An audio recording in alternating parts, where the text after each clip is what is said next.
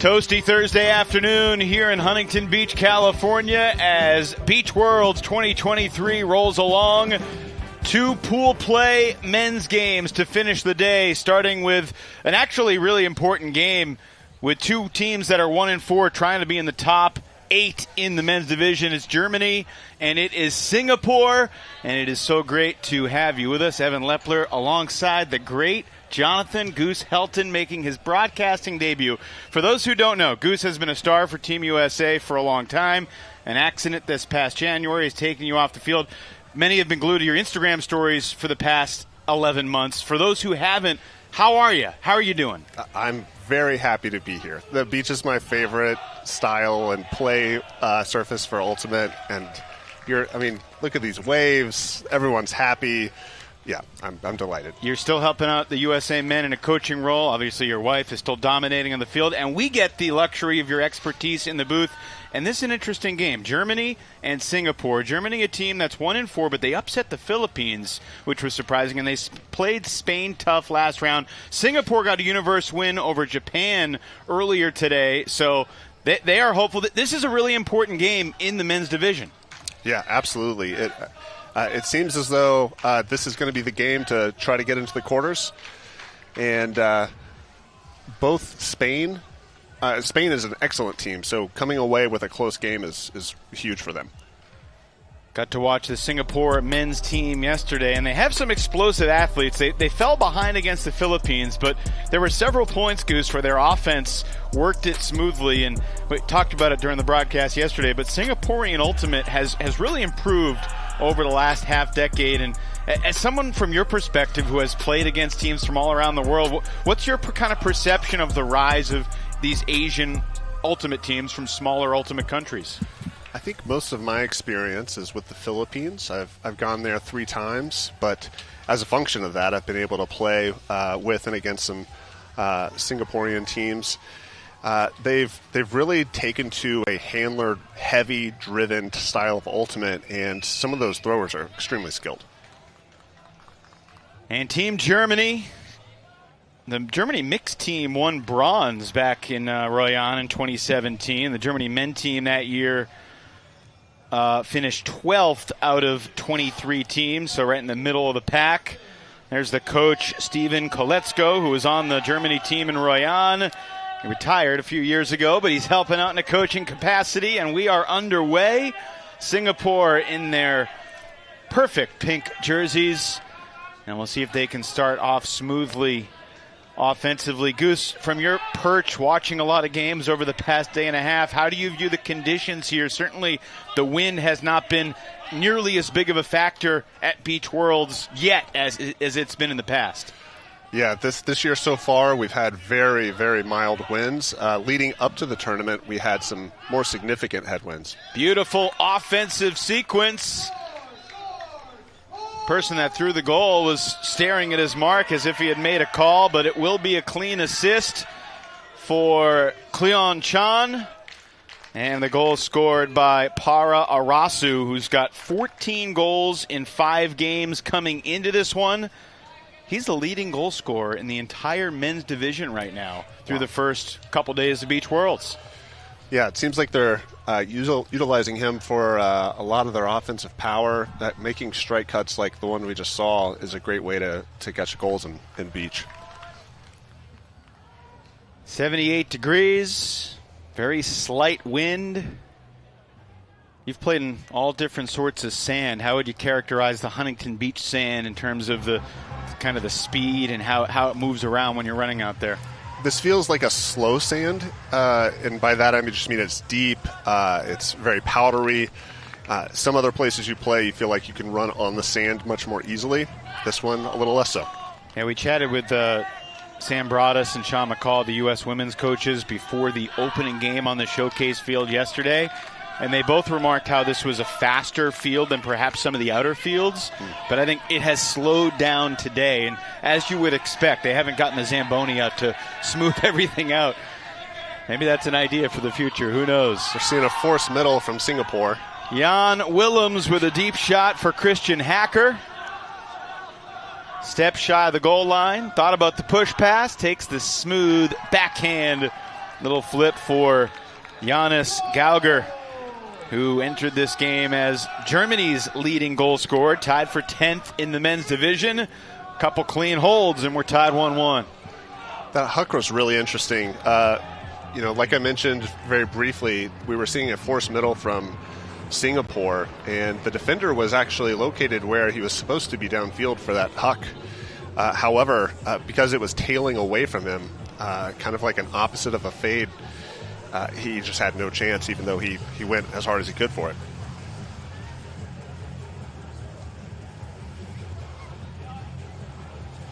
This German team did scrimmage Singapore a couple days ago here in Huntington Beach. They didn't play a full game to 13, but they played a few different games to 3, and each team had wins in that sequence, so it was a close battle. Germany thinks they have more size and more athleticism, and that's how they feel they beat the Philippines. They like to try and do the same against Singapore. Very flat marks. And an errant reset throw. See if they can utilize the break side here. Yes, indeed. Stumbling, tumbling, but breaking. Germany leads 2-1. That is a textbook way to score on sand. You see that a lot in grass, but in sand it's even more dominant. There's going to be a trailing defender to the break side, and if you can just get that soft reset going with some break side momentum, it's oftentimes a very easy path to a goal. Robin Chan quickly picked up the disc. Resets for Nico Mischitschläger, and the 26-year-old with his 7th assist of the tournament. This is game number 6 for Germany. Again, the men's division, there are 10 teams. Each team plays 9 games, 3 Wednesday, 3 Thursday, 3 Friday. And at the end of that 9-game round robin, the top 8 go to quarters. And these are 2 teams that are right on the fringe of that. The winner of this game is in great position with a head-to-head over their adversary. They'd have their 2nd win and be in great position. The loser is in precarious position and would need to play well tomorrow to keep their medal podium dreams alive. It would not surprise me to see the intensity of this game continue to rise throughout. Another one of those resets where you just get a little break side momentum, finish the job with the trailing defender. Not a lot you can do to stop that. So a smooth O-line hold for Singapore after the break on the previous possession. Germany's Jacob Kerner was a fingertip away from a D there on the swing, but it's Dylan Ung, the 23-year-old, who scores the goal for Singapore. It seems to me in beach, if you're on the mark and you see the thrower turn behind to throw that break side reset, you have to be pretty aggressive in taking away what will be the new throwing lane. Otherwise, it's going to be a surefire shot each time. Got to exaggerate the around mark more than you would on grass? Yeah, you leave the mark and you go pretend to be the mark of the person who's about to receive it.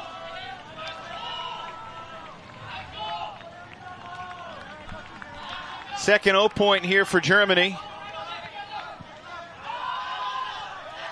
And the first German turnover out of the hands of Nate Pascal. Hoare picks up to Lowe. And we got a pick. You never know how many chances you're going to get to break on the beach, especially on a day when the wind is not a gigantic factor. In the USA-Canada game, Canada had a couple early chances to break, didn't get them, and never had another chance. And this opportunity is thwarted by the outstretched arms of Jonas Gauger. I can't say I love the way that they just continue to try to punch it up this nearest sideline. They had some options to try to move it laterally and did not elect to take them.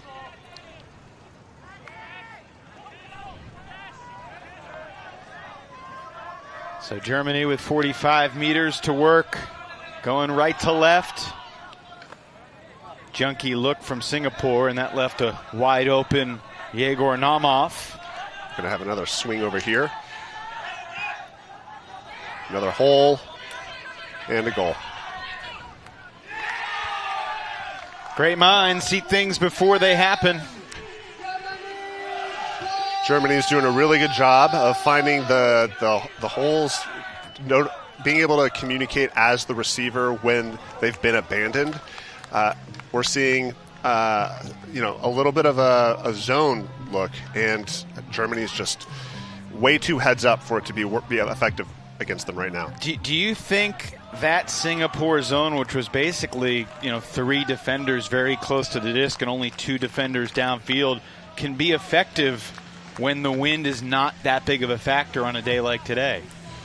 Yeah, I mean, we have, a 6-mile-an-hour wind right now, maybe. The flags are hanging mostly down. It's not gonna shake the throwers much, I can tell you that. Especially at this level, they're going to be able to find little gaps, maybe throw something over the top. Do you have a favorite junk defense to play on the beach, 5-on-5? I do. I'm not sure I'm at liberty to share it at the moment. Come on, Goose. You're on the broadcast team now. This is why we got you. You're not giving away state secrets. What's your favorite defense? It feels very much like state secrets. Okay, well, when your career's over, we'll get you back, and then you can spill the guts. Sounds great. We're seeing some really good movement here from Singapore, just throwing to open hands. It doesn't matter if it's to the fore side or the break side. Beautiful 2-man game. The pair of Indian imports, Prem and Arasa, collaborating for the equalizer. It's 3-3. Germany left chasing the entire point. Singapore attacking so quickly that they find themselves in front of the defense. So that's the 16th goal for Arasu. Those are absurd numbers. This is his first ever international tournament. Do you remember your first ever international tournament? I don't know if I do. It may have been with Beach Ultimate in 2015. Dubai? Yeah. Did you play as far as a huge stage is concerned, absolutely. Other than that, I'd gone to Manila Spirits, maybe in 2012, 2013, something like that. But yeah, this is to go and have the opportunity to do it on a world stage is really something special, and for him to be so successful so early, he's got to be feeling good.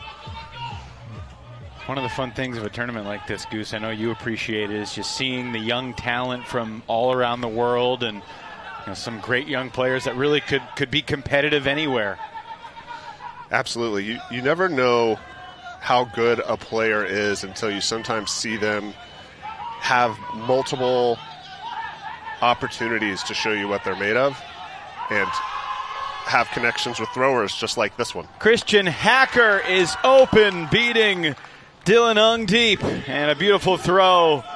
Germany is up a break and leading 4-3. Penultimate game of the day on the showcase field. And once you get steps on the beach, you can feel like you are all alone. 4-3 Germany.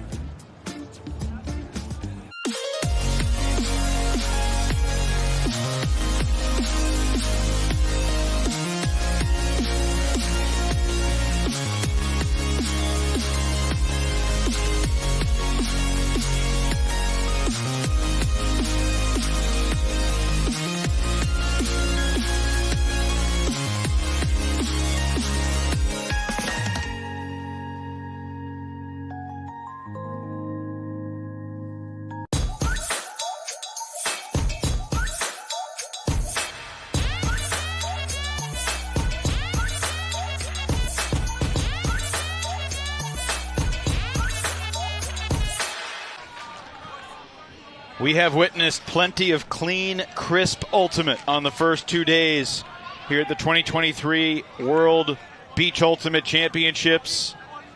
Evan Lepler, Jonathan Goose Helton back with you. Germany leading Singapore 4-3 and a pick in the middle of the field.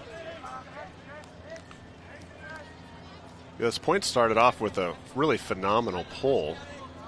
And then Singapore immediately went off to the races, having one person drag a over-the-top defender out of the space and allow everyone to work underneath.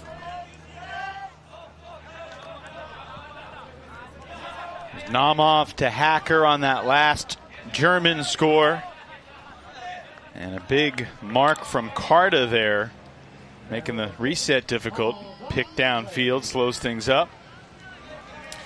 There was very little probability that that type of reset cut was not going to generate a pick.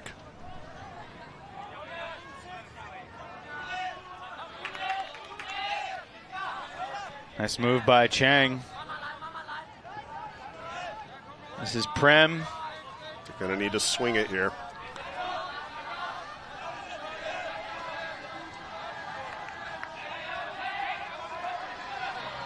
And a drop. That drop is a byproduct of what you said. They didn't look for the swing. And look, he should have had it up the line, but the flow wasn't there and it was out of sync from the start. That's right. There was a great counter cut when the swing didn't come off, but should have happened sooner. Germany still showing that they are happy to send it deep. Robin Chan is inbounds, and Germany breaks again to take a 5-3 lead. Germany's really showing very little fear of using the steep space. It's always more exciting for us up here and everyone at home when we see a lot of these deep passes. I find that they're a little less frequent on beach because of how much of a possession game it is relative to a grass game. Nico Mischetschläger launching this backhand.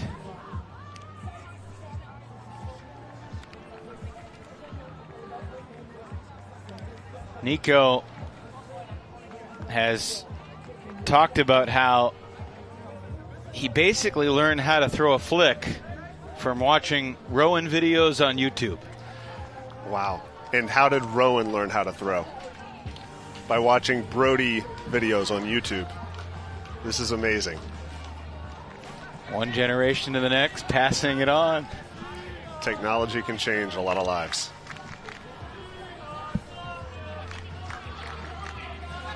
Who taught you how to throw a flick? A gentleman by the name of Clancy Shannon in Jacksonville, Florida in 2003. Clancy, hope you're listening. Hope you're doing well. Singapore. Oh, the pass was behind the receiver, but Chiang makes the acrobatic catch anyway. That was really special stuff for that catch. Yeah, it was Huang that made the play. Jamin Huang, the spirit captain for the Singapore squad.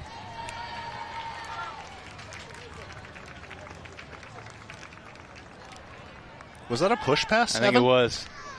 Yeah, it didn't seem to have quite the legs of a flick, and because it didn't have enough velocity, it ended up being behind the cutter. But really, an outstanding reception.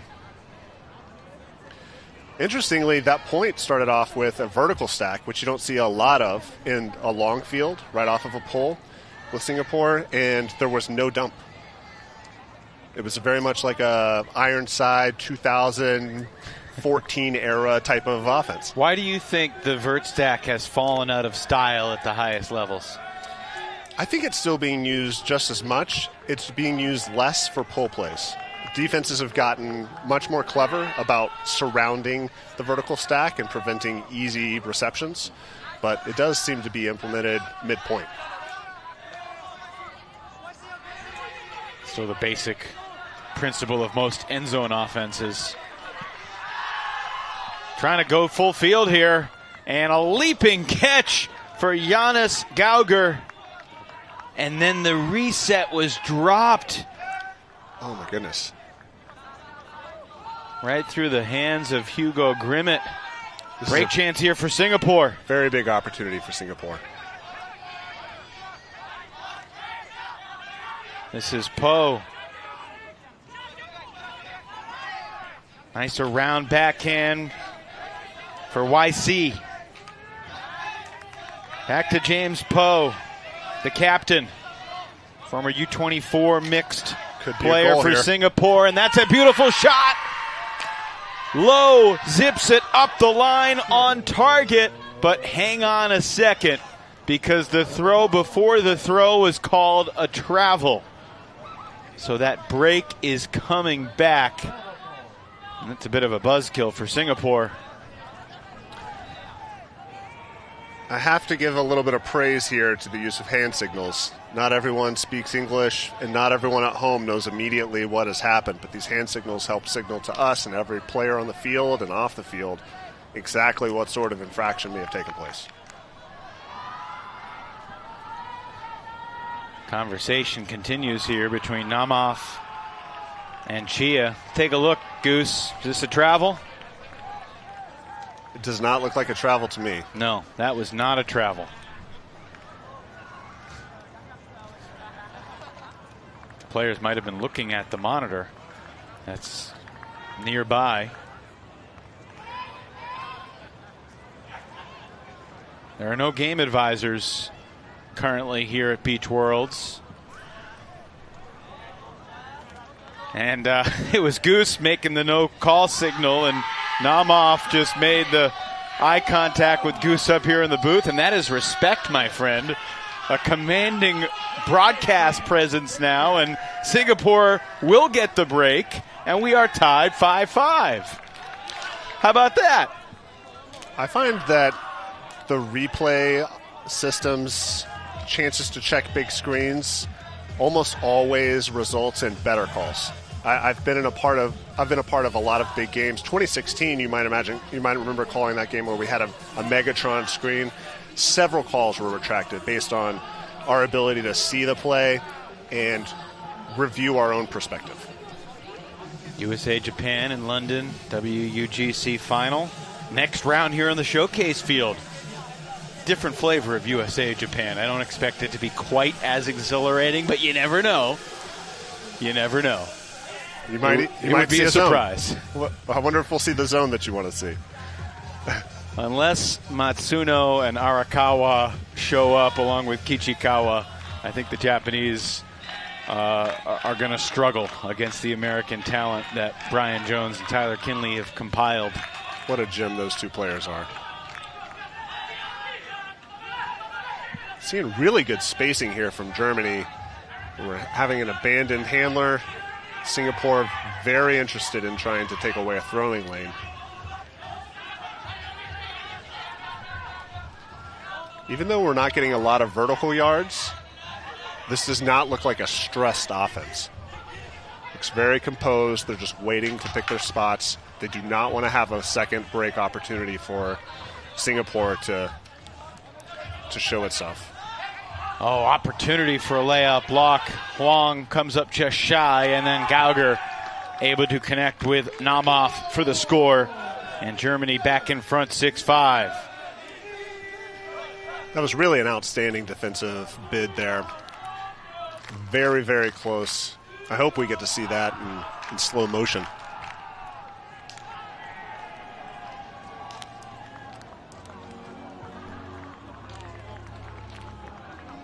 Solid response from Germany after surrendering the break.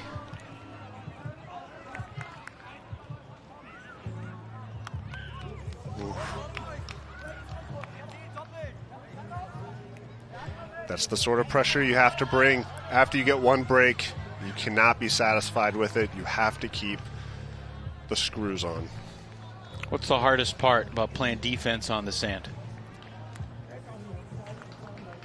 I think in general it's going to be bringing the amount of energy that's required to distract a focused offense and then carry those legs through what could be a possible conversion.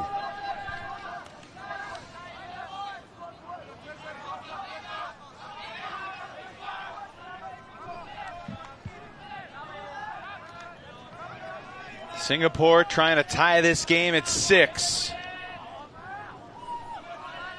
Germany got the first break to lead 2-1, broke again to go up 5-3, but Singapore's got one of those breaks back, and Arasu not able to handle that up-line floater. So Germany with a chance to take half. That turn right there was just the 6th total turnover of the half for the two teams combined. It's really a pleasure to watch games that are this clean. But they still have the suspense. You still feel the defensive pressure, the magnitude of every throw and catch. Mischetschläger. Two cutters going to the same spot, so he aptly finds the space on the outside. Yannick Carda to the end zone. 7 connecting with 77, and Casper Gross, who's already been awarded several MVP stickers from opponents over the course of the first couple days, scores the goal to break and take Germany to a 7-5 halftime lead.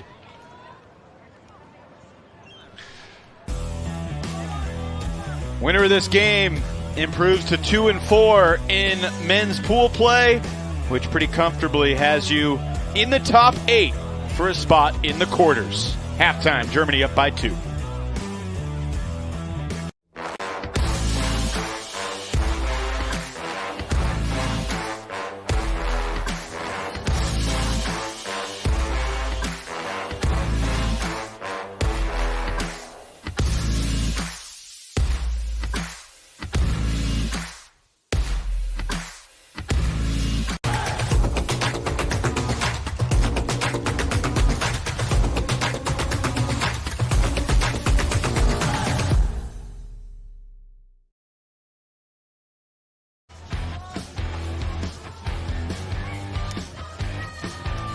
What a life a Seagull must live.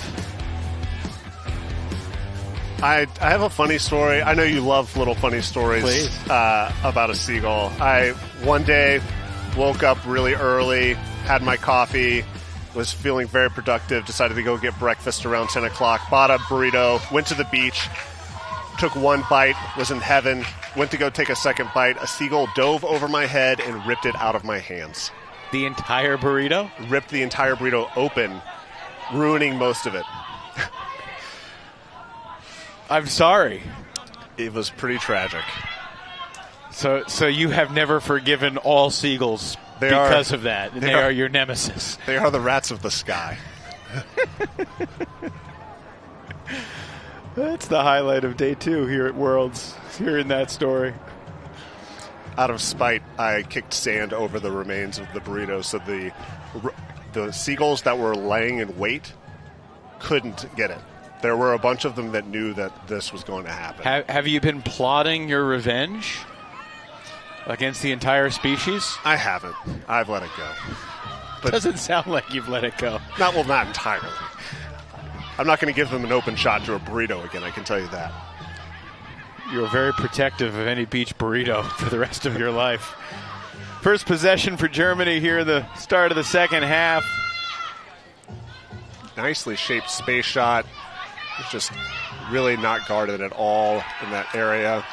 And that wasn't bad end zone defense, but it was just better end zone offense. And Jacob Kerner found the open space. And the 28-year-old makes it 8-5 for Germany. You know, one of the interesting things to me and a lot of the U.S. delegation has been there's really no one's discovered the perfect way to play beach. And we're seeing two very different styles in this game. Singapore playing a much more handler-heavy attack from behind sort of style of offense, using the cutters only to connect every once in a while. Germany is standing around, waiting until their cutters have a nice opportunity to make a move. They have big open throwing lanes, and they just pick their shots. We've seen a lot more leading passes, a lot more hucks from them. How would your mindset change as a thrower playing on the beach? In general, I think you want to throw a lot more flat passes that have wider catching areas rather than very bending and bladey type passes where the catching zone might be smaller. you never really know when the sand monster is going to come out and take your legs out as a receiver or take your receiver's legs out, and you kind of have to play to that. Those pesky sand monsters can rise up when you least expect them. They are silent.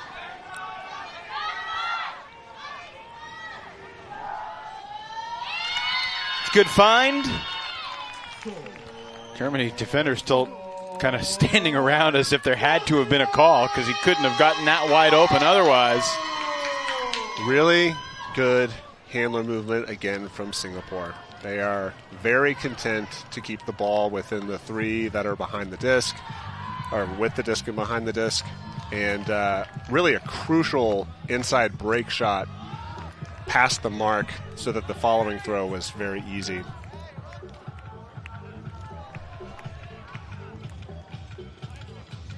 Poe the assist, Chang the goal.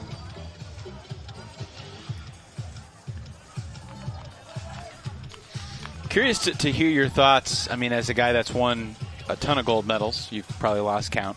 When you look at a team like Singapore, you know, they're down 2. They're not out of this game, but if they lose this game, they would fall to 1-5. And yet, I feel like they've done a lot of impressive things. And that speaks to the level of the sport that is rising around the world. These events, especially in the middle of the pack, becoming much more competitive. Like, what's the next step for a team like Singapore to take to get higher up in contention? Because they've got a pretty good foundation right here. Yeah, I don't know Singapore scene that well, but my instincts tell me that it's going to end up being depth.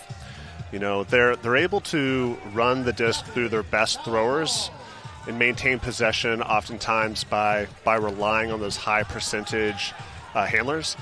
And we just don't know if they have that same sort of ability to possess the disc all the way through the roster. And at a tournament like this where fatigue ends up becoming a very significant factor, whether it's due to the sun or running on sand that moves beneath your feet. Floater hanging in the air, and it was the trailer junk defender that swatted it away, misread slightly by a couple different players on each side.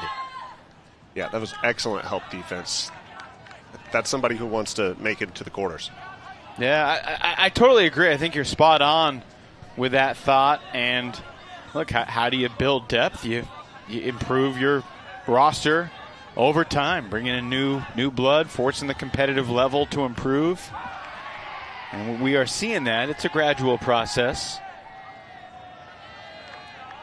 You're exactly right. I do think, Goose, and I don't know what your thoughts on this are. I mean, from what I have seen through the first couple days, the USA feels easily the clear and obvious favorite. I'm not sure if the U.S. will be challenged on its run to the finals, and perhaps there are folks out there shaking their head at that comment.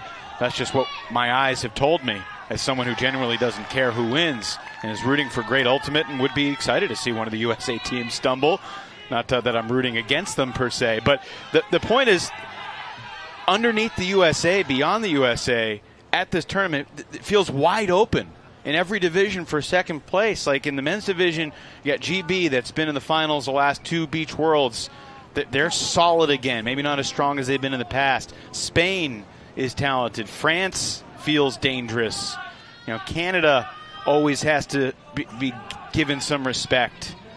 And it just feels like there's a lot of teams in the mix for that 2, 3, 4, 5, 6 spot. And it's going to be really interesting to see how it all unfolds. I can tell you that the U.S. delegation doesn't feel like, you know, each respective team is completely in charge. They're playing very hungry. They want to play meaningful games. They want to play hard.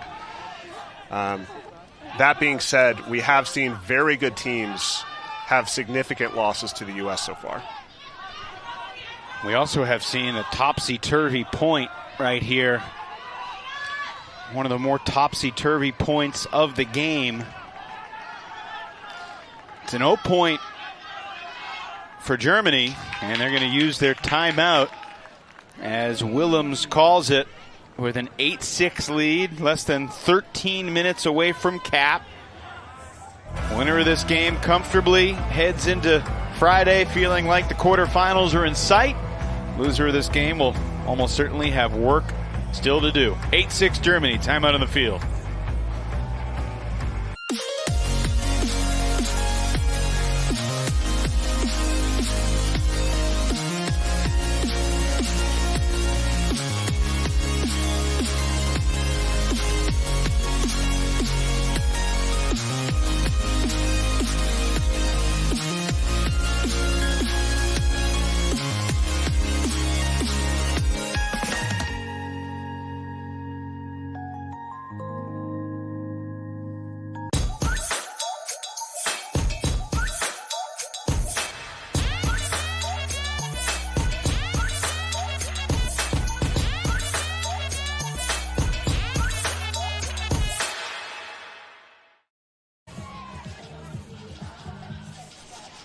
Well, moments ago, Singapore creating a break chance, but in the aftermath, a little out of sync.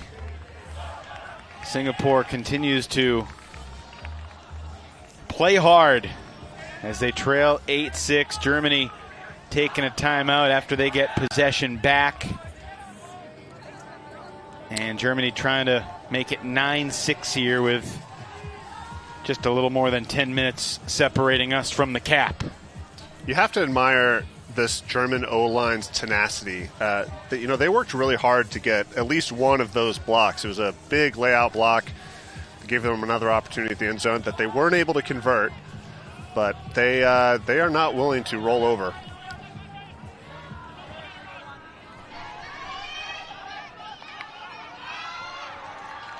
To the break side for Naumoff. Back for Kerner. And running across the front of the end zone with another score, Jonas Gauger. One of the reasons that goal was generated was that we had a German offensive player over where the goal was just scored vacate with very serious intent. His poaching defender panicked and followed him across the field, and it created an open space for Germany to attack that exact spot.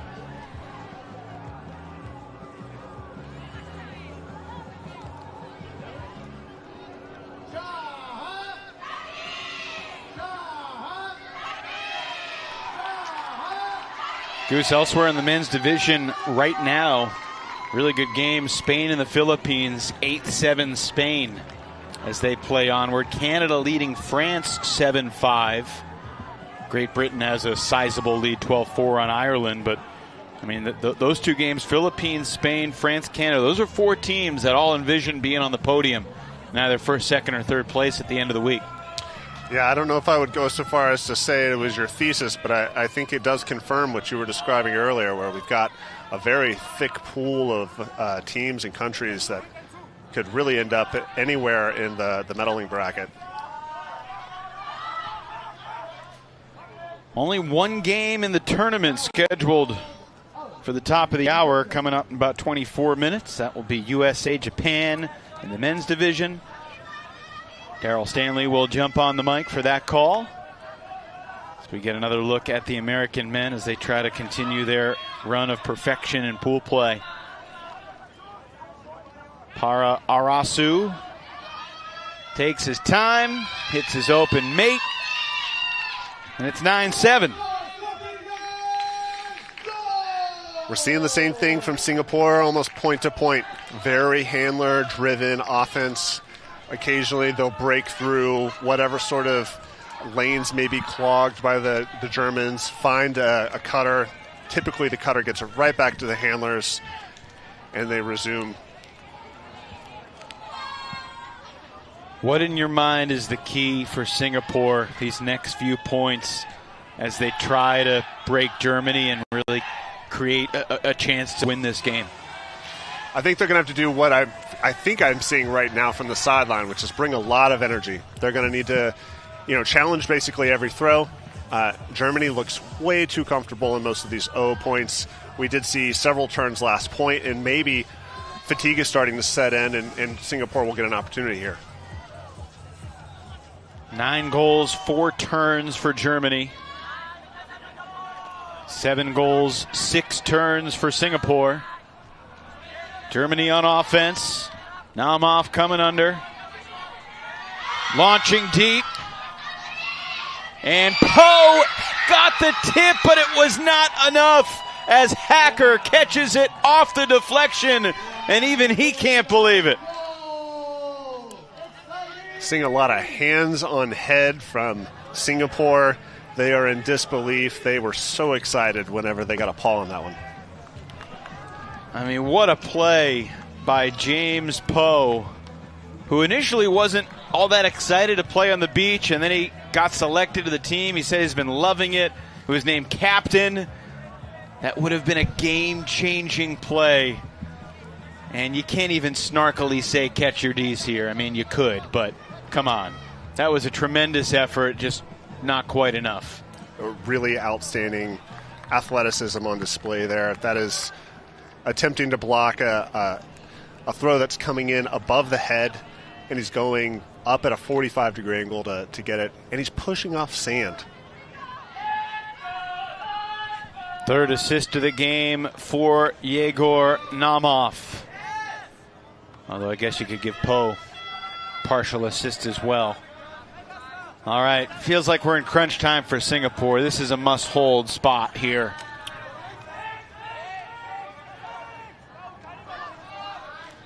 Connecting with our cutter level. Back to some handlers. I mean, if you're patient and if your cutters keep churning on a day like this without much wind, it's really hard to create a whole lot of impediment to the offense. And Singapore coolly converts. You can really see here that Singapore is not in love with the idea of swinging the disc all the way across the field to score. They are trying to take the shortest path possible, and I think a lot of that's from their handler generation.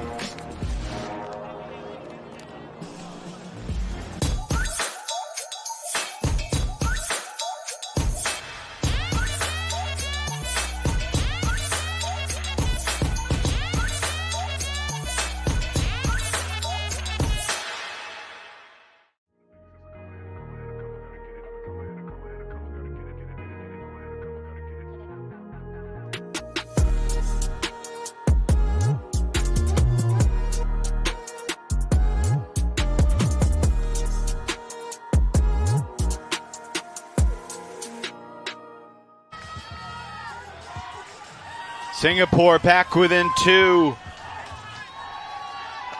Trying to find another break. They've only had 1 so far in the game.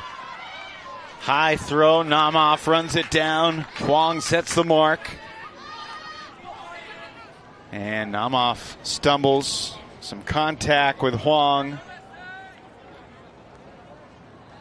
Huang looking for a handshake. Naumoff prioritizing dusting himself off. This main showcase field has gotten dustier deeper into the day both days. Byproduct of the heat. The sand's also just being churned up by all of its use. This is going to be deep sand to begin with, and it's going to become deeper sand as the week goes on.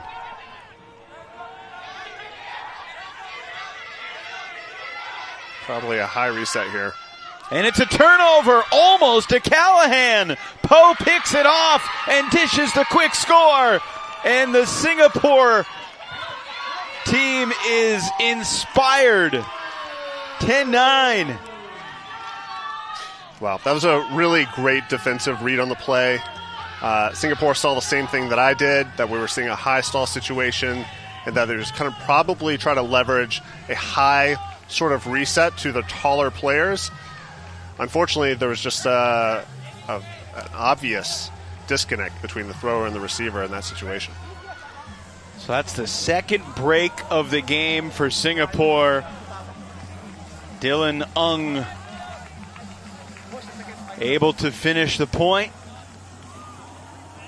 And all of a sudden, Germany up against it. They had a comfortable 3-goal lead not that long ago, Goose, and here we are, 10-9, clock ticking down. This is anybody's game. I'm excited to be able to watch this one. I'm also very curious to see if Germany's going to turn back to their deep game, or they're going to feel too much pressure and too much risk this late in the game. I think we'll be all excited to see how they problem solve the intensity that we're seeing from Singapore's renewed energy. Really can give credit to every defender that was on the field that last point. Poe gets the catch block, but it was a coverage sack where the downfield defense just did not give the handler any good option. Some miscommunication in the reset space, and that's as good of a pull as you'll see all week long. Naumov trapped in the back corner of his end zone. Bidding, that would have been a spectacular game-tying layout. Callahan for Arasu, but he was inches away. Around for Kerner. There's a pick in the middle of the field. Pascal was coming under. I'm not seeing a lot of reticence from the throwers for looking deep. I'm seeing the cutters not really generate a lot of deep opportunities. Let's see if they switch gears here with a shallow deep cut.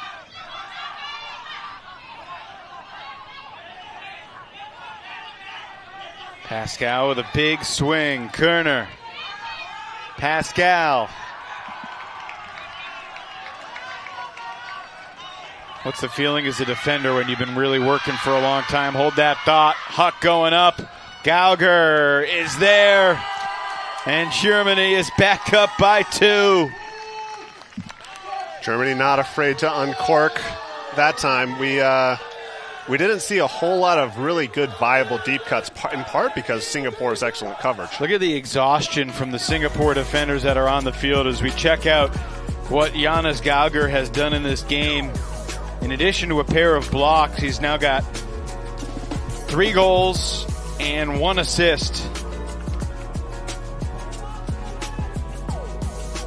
Well, really seeing a player that can do anything that Germany needs it to do, especially as this game becomes very tight and goal-scoring opportunities are very precious. All alone on a nice throw to make it 11-9. Really, my question now is, Singapore just took a timeout. They just used their timeout because they put their top line on the field for that last point, and they're trying to rest up their best. What are you going to say? I think that's a great call. I was wondering if Germany was going to be able to turn around and bring the same sort of energy we just saw expelled by Singapore to try to close out this game, or are they too tired? Do they not want it enough? We're going to see that unfold here in just a minute.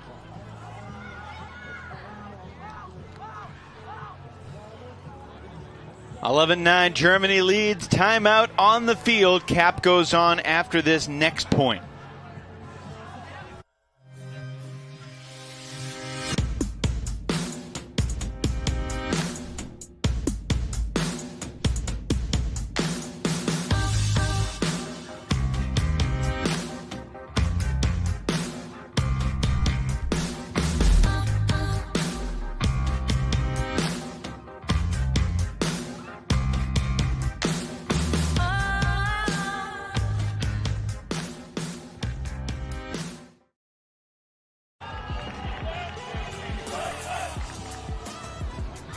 In between rounds earlier today, Goose, I was down on the beach, dunked in the water. It was chilly, but it was refreshing, and it was incredible to watch some of the surfers that ride the waves here in Huntington Beach. There's a lot of talent, both on the sand and out there on the waves. If I'm not mistaken, there may be some sort of Paralympic sort of surfing competition that's taking place. I've been seeing a lot of players, or I guess they're not players, a lot of surfers from other parts of the world being led around. And we think the cap goes on after this point. Singapore trying to make it 11-10.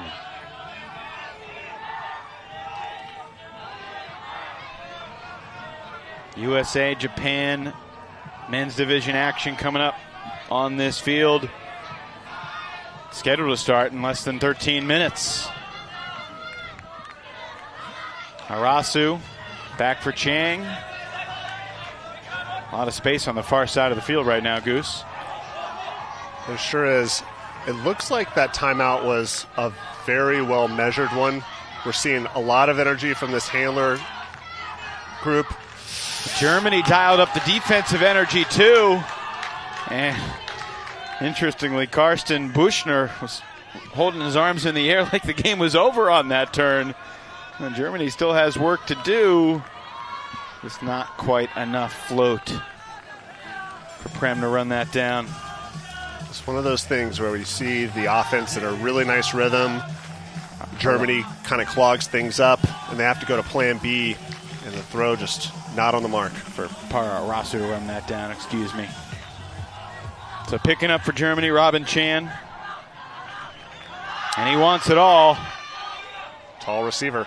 Carda versus Prem, and it's Prem! He elevated off the sand magnificently.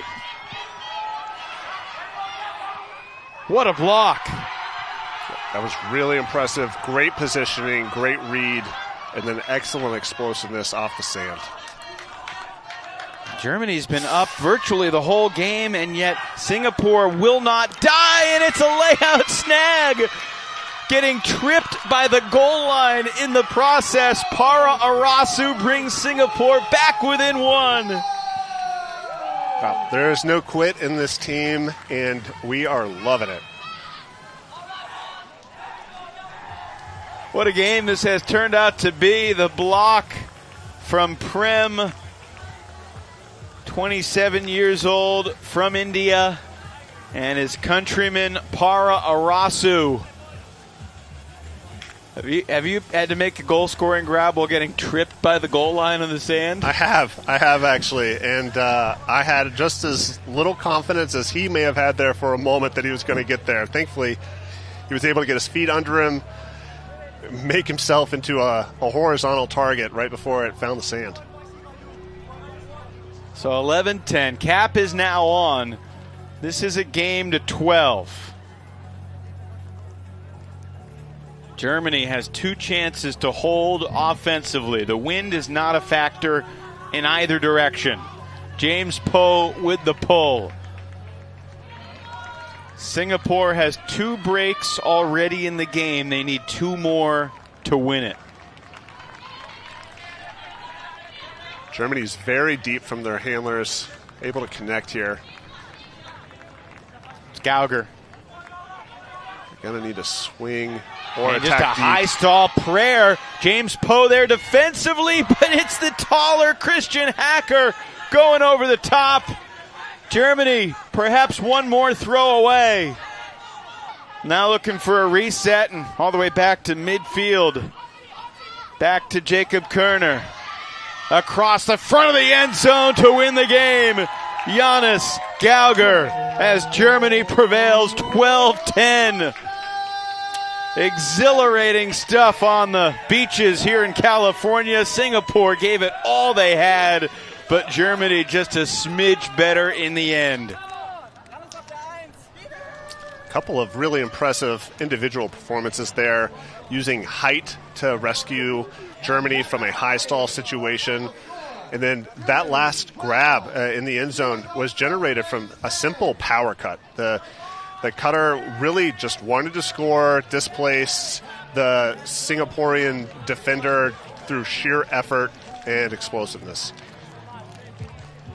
Well, at international tournaments, you never know what you're going to get in terms of the quality of the matchup, in terms of the level of play. That was a really high-level game between two teams that haven't had a lot of success in terms of wins yet on the beach, but they were very evenly matched. And the guts that we saw from Singapore, I mean, they were down 7. They had a chance to get blocks down by 1 late.